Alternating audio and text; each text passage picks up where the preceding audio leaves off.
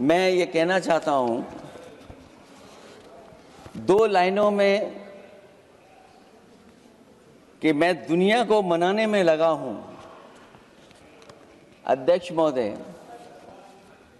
मैं भारतीय जनता पार्टी के लिए बता रहा हूं ये लाइनें, कि मैं दुनिया को मनाने में लगा हूं, मेरा घर मुझसे रूठा जा रहा है।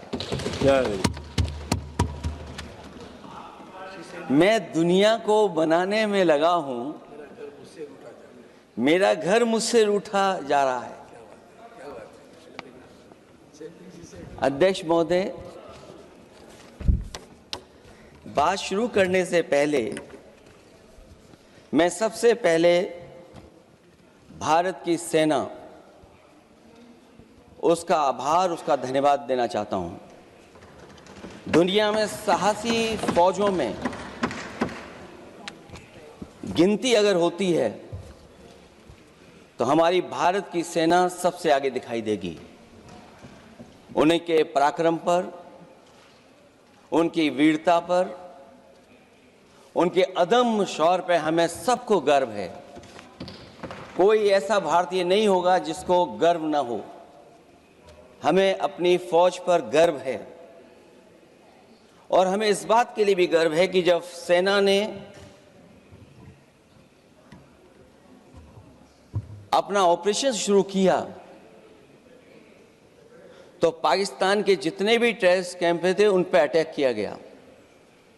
न केवल पाकिस्तानी कैंपों को नष्ट किया गया, बल्कि पाकिस्तानी जो एयरबेस है उन तक पहुंच गए, उनको भी नष्ट किया, ध्वस्त किया। और जब हमारी फौज पाकिस्तान को हमेशा हमेशा के लिए एक पाठ पढ़ा सकती थी, एक ऐसा संदेश जाता कि भविष्य में पाकिस्तान कभी ये हिम्मत नहीं जुटा पाता। और ऐसा भी लगा हम लोगों को, क्योंकि अध्यक्ष महोदय, जब हम बड़े बड़े राष्ट्रीय चैनलों को देखते हैं तो उन चैनलों से ये लग रहा था कि कराची हमारा हो गया है, लाहौर हमारा हो गया है। किसी चैनल ने किसी को ये भी बताया कि हमने उनको पकड़ भी लिया है।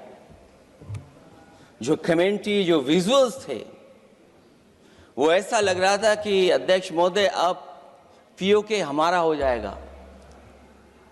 हालांकि सरकार के इंजनों को मैं टकराता हुआ देखता हूं।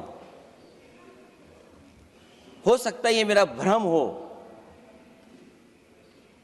लेकिन पीओके के मामले में सभी इंजन हमें एक दिखाई देते हैं।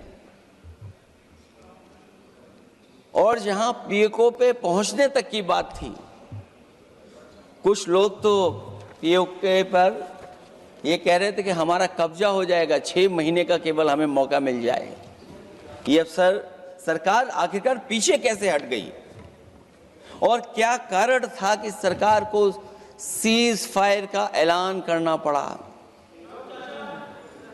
अध्यक्ष महोदय, हमें उम्मीद थी कि सरकार सीज फायर करेगी, सरकार ऐलान करेगी, लेकिन इनकी मित्रता बहुत है, बहुत गहरी मित्रता है। और उसका परिणाम यह है कि इन्होंने अपने मित्र से ही कहा कि आप ही सीज फायर अनाउंस कर दीजिए, हमारी कोई जरूरत नहीं है, हम सीज फायर आपसे ही स्वीकार कर लेंगे। आखिरकार किस दबाव में ये सरकार स्वीकार कर रही है? वैसे तो अध्यक्ष महोदय, आज जिस विषय पर बोलने के लिए मैं खड़ा हुआ हूं, दरअसल वो विषय होना ही नहीं चाहिए था। ये दुर्भाग्यपूर्ण है कि आजादी के इतने साल बाद भी ऐसे मुद्दे बने हुए हैं। ये बात अध्यक्ष महोदय पक्ष विपक्ष की नहीं है, देश की सुरक्षा की है, जनता के जीवन और रक्षा की है। हम सब मिलकर के कोई ऐसी नीति रणनीति बनाते क्यों नहीं है जिससे सीमाएं हमेशा हमेशा शांत रहें।